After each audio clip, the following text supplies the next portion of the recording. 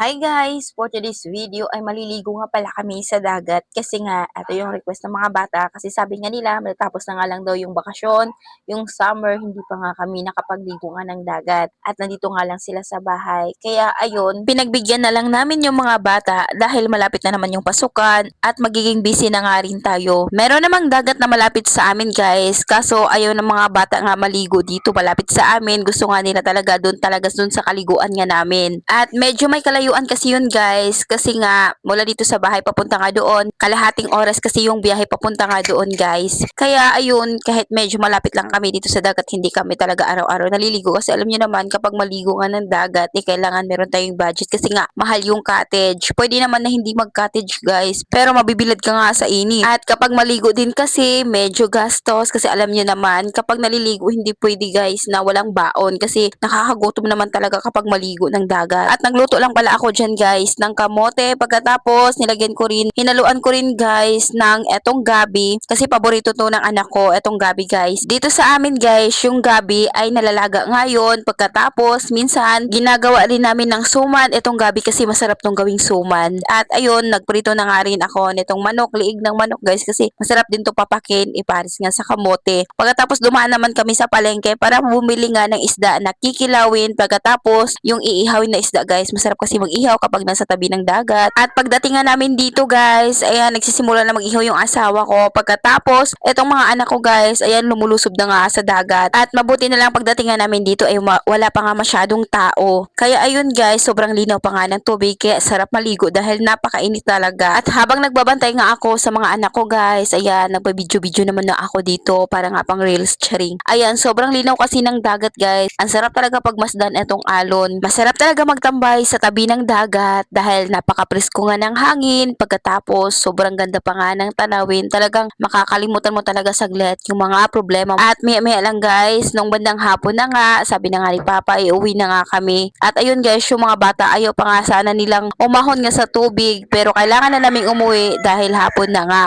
At ayan guys, pauwi na nga kami sa mga oras na yan kasi nga panggabi yung duty ng asawa ko. Hindi pwede kami maggabi nga dito sa dagat kasi nga meron pa kang trabaho yung asawa ko. At fast forward naman tayo guys, kinabukasan naman to dahil nga piyesta dun sa barangay ng tiyahin ko. Ayan, sinabihan ko yung asawa ko na mamiyesta nga kami. At sobrang tagal ko na nga na hindi nakapasyal dito guys o hindi nakapunta dito. Kasi nung pumunta ako dito guys ay dalaga pa nga ako noon at ngayon pa nga lang ulit ako nakabalik. Ngayon lang ulit ako nakapunta dito at kasama ko nga pala yung kapatid ko at yung mga pamangkin ko at yung isa kong anak. Ayan, hindi ko na sinama yung tatlo kong anak guys kasi nga ay hindi kami magkasya sa motor nga namin. Ayan, dito nga kami nakadaan guys sa may Hagna or sa may Palayan. Ayan, mabuti na nga at naani na nga. Nag-anihan na nga dito sa amin kasi kung hindi pa to naani ay nako, baka anuhin pa kami sa may-ari nga nito.